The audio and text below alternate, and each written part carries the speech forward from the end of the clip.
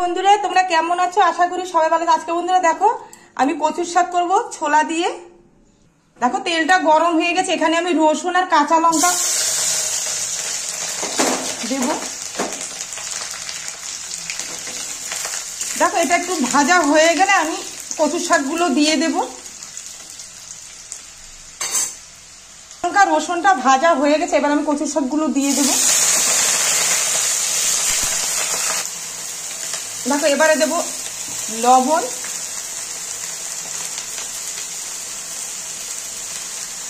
হলুদ গুঁড়ো, একটু সামান্য নেড়ে দেব।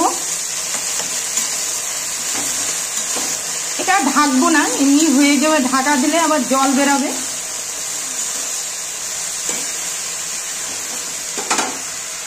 দেখো কচুর শাকের জন্য আমি ছোলাটা সেদ্ধ করে নিয়েছি। দেখো দেখো কচুর শাকটা প্রায় সেদ্ধ হয়ে আসছে, তার আরেকটু সেদ্ধ হয়ে গেলে আমি ছোলাগুলো দিয়ে দেব। দেখো বন্ধুরা প্রায় সেদ্ধ হয়ে গেছে, আমি এবার ছোলাগুলো দিয়ে দেব। আবার একটু নেড়ে দেব।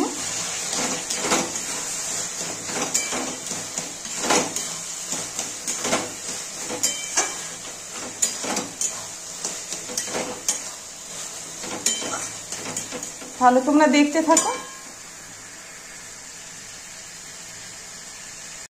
দেখো বন্ধুরা কচুর শাকটা প্রায় হয়ে আছে, আর একটু হলেই আমি নামিয়ে দেব। দেখো হয়ে গেছে।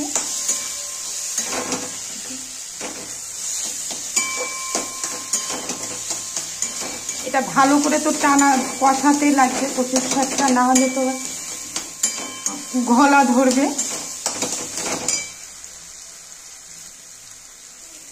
দেখো কচুর শাক হয়ে গেছে, এবার আমি নামিয়ে দেবো। হ্যাঁ, গ্যাসটা অফ করে দিচ্ছি। দেখো বন্ধুরা কচুর শাকটা আমি নামিয়ে দিয়েছি, হয়ে গেছে।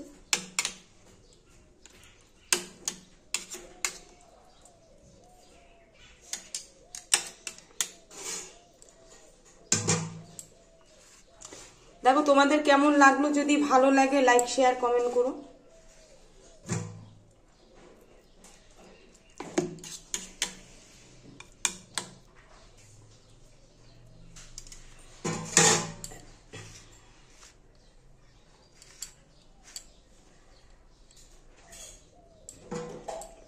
তোমরা এরকম করে খেয়ে দেখবে কচুর শাক দিয়ে ছোলা।